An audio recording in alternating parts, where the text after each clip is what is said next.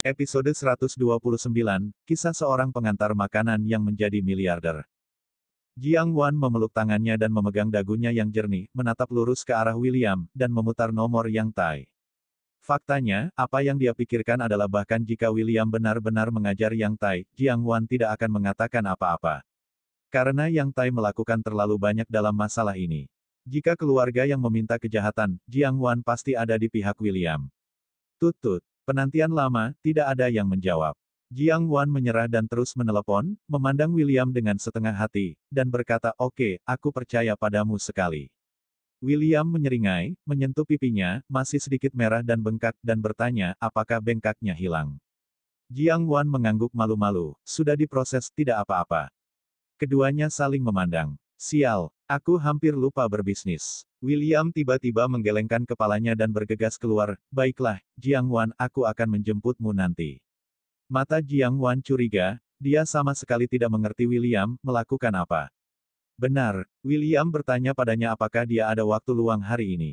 Ups, saya berjanji untuk makan malam dengan rekan-rekan saya malam ini. Jiang Wan ragu-ragu sejenak memanggil Huang He, menjelaskan alasannya, dan menolak perjamuan perayaan hari ini. Huang He masih orang yang berakal sehat, jadi dia baru saja mengatakannya lain kali.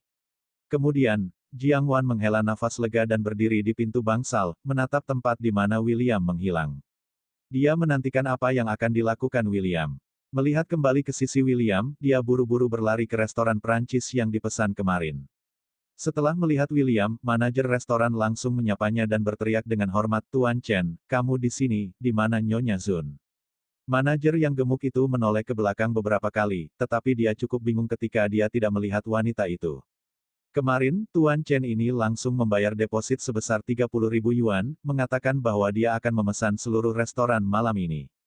Awalnya manajer menolak, lagi pula pakaian William benar-benar biasa saja, dan dia hanya bisa dianggap sebagai kelas pekerja. Namun, setelah melihat William membayar deposit tersebut, manajer tersebut mengubah pendapatnya. Ini adalah generasi kedua yang kaya dan tersembunyi. William menarik napas dan bertanya, "Saya akan melihat bagaimana Anda mempersiapkan." Manajer sangat antusias, dan secara pribadi memimpin William mengunjungi stadion rumah malam ini. Dia berada di sebelah jendela dan dapat melihat danau Jinji. Warna telaga yang indah. "Pak William Chen, kami siapkan iringan biola sesuai instruksi Anda dan mengundang pianis.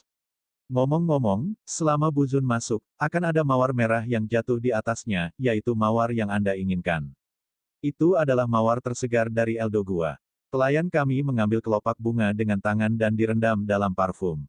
Manajer memancarkan perkenalannya, William mengikutinya dan mengangguk dalam diam. "Baiklah, bagus, ini adalah saldo 200.000 yuan." William sangat senang, mengeluarkan kartu banknya dan menyerahkannya kepada manajer. Manajer tersenyum dan mengambil kartu bank dan berkata, "Tuan Chen, tunggu sebentar." Setelah menggesek kartu, manajer itu berjalan keluar dengan cepat dan dengan hormat mengembalikan kartu itu kepada William. Jika sebelumnya dia ragu-ragu, maka sekarang, semua keraguannya telah hilang. 200.000. Tidak banyak yang bisa mengambil 200.000 yuan. William dihitung sebagai satu. Oleh karena itu, manajer yakin bahwa pihak lain tersebut adalah tiran lokal yang rendah hati. Tamu seperti itu harus melayani dengan baik. Setelah William pergi, semua pelayan di restoran memiliki ekspresi nimfoli, melihat William pergi dengan iri dan cemburu. "Wow, pria itu sangat kaya, 200.000 yuan untuk restoran kita, alangkah baiknya jika saya memiliki pacar kaya yang rendah hati. Hei, saya tidak kenal wanita yang begitu bahagia dan begitu bahagia. Seorang pria yang mencintainya, saya sangat iri. Baiklah, persiapkan dengan cepat, tidak ada kesalahan malam ini." Melihat ekspresi idiot sekelompok pelayan, manajer berkata dengan serius. Malam tiba. Di pintu masuk rumah sakit rakyat Sangjiang, mobil Mercedes-Benz yang dihiasi bunga berhenti di depan pintu. Adegan ini langsung melanda seluruh rumah sakit. Semua orang berkumpul di sekitar pintu, menonton dengan penuh semangat. Banyak orang juga mengeluarkan ponsel mereka dan mulai merekam video, membuat vibrato, dan memposting ke momen. Siapa yang kaya, tiran seperti itu, begitu banyak mobil mewah, melamar pernikahan. Aku tidak tahu, ini terlalu sombong, kemegahan, sangat membuat iri. Betapa menyenangkan menjemputku. Ah, romantis banget. Alangkah periplot yang persis sama dengan plot di drama TV Korea. Banyak perawat wanita yang melakukan nimfo, sekarang dikelilingi oleh pintu rumah sakit, dengan mata iri menatap langsung ke bintang-bintang. Pada saat yang sama, Jiang Wan berjalan keluar dari belakang kerumunan, memegang Kiki. Dia baru saja menerima telepon dan memintanya untuk membawa Kiki ke pintu rumah sakit. Begitu mereka tiba di pintu, keempat pengemudi yang berdiri di samping Mercedes-Benz itu semuanya adalah pria yang membungkuk dan mengulurkan tangan, berkata, "Nona Jiang, silakan masuk ke dalam mobil." Tiba-tiba, mata semua orang tertuju pada Jiang Wan. Dia adalah pahlawan wanita, cemburu. Namun, seperti apa penampilan pri wanita ini, dan gadis kecil di pelukannya begitu cantik. Jiang Wan juga kaget, melirik ke mobil mewah, dan masuk ke dalam mobil tercengang di tengah cemburu mata kerumunan. Tak lama kemudian, mobil berhenti di depan restoran. Jiang Wan keluar dari mobil sambil memegang Kiki, matanya tumpul dan curiga. "Bu, apakah kita di sini untuk makan?" Mata Kiki berkedip seperti permata, dan matanya sangat terkejut. Jiang Wan tidak tahu bagaimana menjawabnya. "Nona Jiang, halo, silakan ikut dengan kami." Di pintu, ketika pelayan melihat Jiang Wan, dia menyapanya dengan senyuman di wajahnya, membungkuk dan mengangguk membuat isyarat tolong. "Oh, bagus," jawab Jiang Wan, kepalanya seperti pasta. Ketika dia memasuki restoran dan melihat semuanya diatur dengan hati-hati, dia tenggelam dalam keterkejutan dan sentuhan. Saat musik biola terdengar, dengan piano yang dimainkan, suara nyanyian yang dikenalnya berkeliaran di restoran. Jiang Wan mengambil Kiki dan menutup mulutnya, tetesan air mata jatuh dari pipinya seperti manik-manik besar dan manik-manik kecil jatuh di atas piring batu giok. Saat ini, dia bahagia. Itu William, itu pasti William. Dia ingat hari ini. Hari ini adalah hari jadi pernikahan mereka.